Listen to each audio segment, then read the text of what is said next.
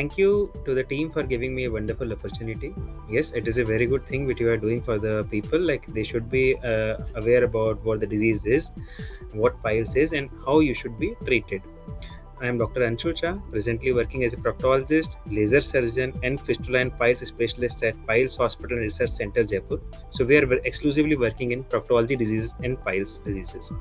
So what are piles? Basically, piles are of two types. They are external piles and we have internal piles. External को हम हिंदी में बाहरी बवासीर कहते हैं और इंटरनल पाइल्स को हम अंदर के बवासीर कहते हैं। बाहरी बवासीर में क्या होता है, गुदा द्वार के बाहर एक छोटी सी गांठ सी बन जाती है। इसकी जो हिस्ट्री आती है वो 2 से 3 दिन की आती है या कभी-कभी 1 दिन में पेशेंट की बनती है। पेशेंट लैट्रिन जाता है और उसे एक गांठ सी महसूस होती है। उससे उसके अंदर दर्द होता है। इसमें कोई ब्लीडिंग नहीं आती, बस पेन ज़्यादा होता है। जो आंतरिक बवासीर होते हैं या इंटरनल पाइल्स कहते हैं, दे आर ऑफ 4 ग्रेड्स।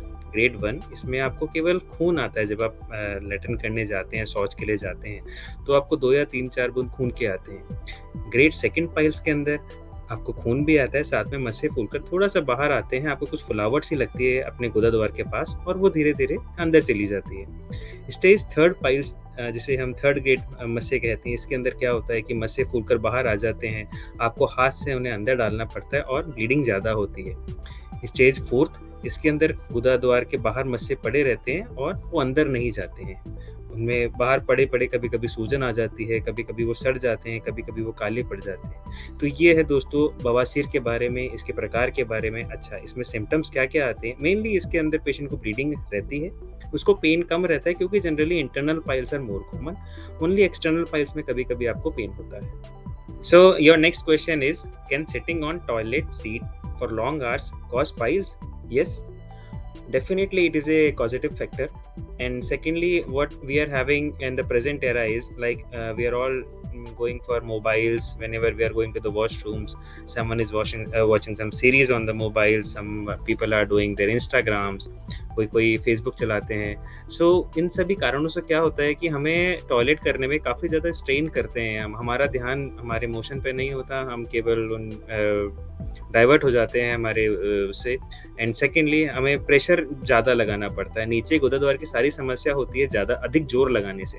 तो हम जब भी स्ट्रेन ज़्यादा करते हैं तो क्या होता है, हमारे मस्से एक नॉर्मल इंसान के अंदर सभी में रहते हैं, पर मस्से प्रॉब्लम कब करते हैं, जब वो बाहर आने लग जाते हैं। अच्छा, बाहर क्यों आते हैं? क्योंकि हम अधिक जोर लगा रहे हैं, हमारे कॉन्स्टिपेशन हो रहा है, हमारे लैट्रिन हार्ड आ रही है, या सपोज करो हमें लूज मोशंस हो रहा है, उससे जोर लगता है। साथ ही साथ हम ज़्यादा देर बैठते हैं तो हम और ज़्यादा जोर लगाते हैं। कोई लोग न्यूज़पेपर पढ़ने बैठ जाते हैं जब भी वो शौच करने के लिए जाते हैं। क्योंकि हम जोर लगाते हैं तो मस्से धीरे धीरे बाहर आने लगती हैं। इसीलिए सबसे इम्पॉर्टेंट एडवाइस हर इंसान के लिए ये है जो भी इस परेशानी से गुजर रहा है कि आप अपना मोबाइल या न्यूज़पेपर कभी भी शौच के अंदर नहीं लेकर जाएं। कोई भी डिस्ट्रैक्शन वाली चीज़ या जिसे भी आप मूवी देखने लग जाते हैं, इंस्टा चलाते हैं, फेसबुक चलाते हैं, ऐसा आप ना करें। इससे आप स्ट्रेन कम करेंगे वहाँ पर। सेकेंडली, स्ट्रेनिंग बचाने के लिए और क्या क्या आपको चाहिए, आप पानी ज़्यादा पिएं। कम से कम आपको 7 से 8-10 ग्लास पानी रोज़ पीना चाहिए। सुबह उठकर अगर आप गुनगुना पानी पीते हैं तो बहुत अच्छी बात है। साथ ही आप गुनगुना पानी पीने के बाद थोड़ा सा टहलने जाइए। टहलने जाने से क्या होगा, हमारा मोशन टाइमली आ जाएगा, हमें टॉयलेट में ज़्यादा देर नहीं बैठना पड़ेगा। साथ ही हम थोड़ा सा फाइबर्स खाएं हमारे खाने में, जैसे इसबगोल ले सकते हैं। अगर आपको लगता है कि सलाद आपके लिए इफेक्टिव नहीं है, इसबगोल के 1 या 2 चम्मच आप गुनगुने पानी में डाल के रात में ले सकते हैं खाना खाने के बीच में, या फिर आप सलाद खा सकते हैं, फ्रूट्स ले सकते हैं।